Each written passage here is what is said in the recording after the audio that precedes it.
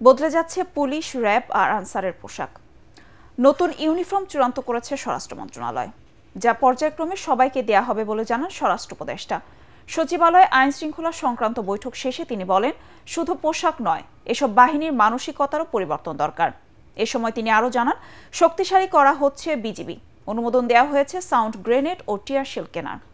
সীমান্তে প্রয়োজনে প্রাণঘাতী অস্ত্র ব্যবহার করতে পারবে তারা। রিপোর্টে জানাচ্ছেন মাহবুব কবির চপল।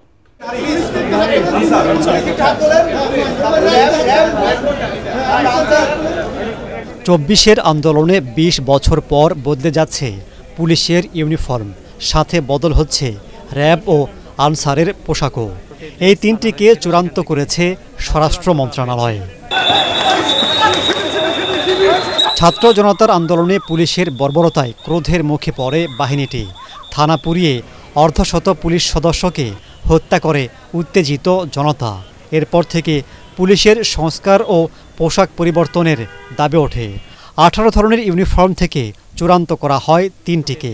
তবে একসাথে পরিবর্তন নয়, পর্যায়ক্রমে পোশাক পাবেন পুলিশ, র্যাব ও আনসার সদস্যরা। পুলিশের জন্য, র্যাবের জন্য এবং আনসারের সিলেক্ট করা হয়েছে। একসাথে তো সবাইরে পড়া যাবে না, যেহেতু এই জিনিসগুলি যেসব ধরেন আস্তে আস্তে একটা যে সময় হয় আস্তে আস্তে ইমপ্লিমেন্ট করতে হবে। ব্রিটিশ আমলে পুলিশের ইউনিফর্ম ছিল সাদা রঙের। ১৮৪৭ সালে বদলে করা হয় খাকি, যা সময়ের সাথে কিছুটা পরিবর্তন হয়। সবশেষ ২০০৪ সালে পুলিশের ইউনিফর্মে বড় ধরনের পরিবর্তন আসে। প্রশ্ন উঠেছে, শুধু পোশাক বদল করলেই কি পুলিশ বদলে যাবে? স্বরাষ্ট্র উপদেষ্টা বলছেন, পোশাকের সাথে মানসিকতার বদলকেও গুরুত্ব দিচ্ছেন তারা। পোশাকের সাথে সাথে সব কিছু, মন মানসিকতা সব কিছুরই পরিবর্তন দেয়। তো আমি বারবার একটা বলি, আপনারা কিন্তু একটা ক্ষেত্রে হলো সবচেয়ে বেশি জোর দেবেন, এই হলো দুর্নীতি। বসুন্ধরা ডায়াপেন্ট এখন আরো উন্নত। এই hot air through top sheet দ্রুত শোষণ করে সোনামণিকে দেয় কোমল অনুভূতি। শুধু পুলিশ নয়, শক্তি বাড়ানো হচ্ছে বর্ডার গার্ড বাংলাদেশ বিজিবিতেও। এজন্য তাদের অত্যাধুনিক অস্ত্র কেনার অনুমোদন দিয়েছে স্বরাষ্ট্র মন্ত্রণালয়। গত শনিবার চাঁপাই নবাবগঞ্জ সীমান্তে ভারতের বিএসএফ সাউন্ড গ্রেনেড নিক্ষেপ করলেও তার জবাব দিতে পারেনি বিজিবি, যা নিয়ে সমালোচনার সৃষ্টি হয়। স্বরাষ্ট্র উপদেষ্টা বলেন, দেশের নিরাপত্তার স্বার্থে তারা ব্যবহার করতে পারবে প্রাণঘাতী অস্ত্র।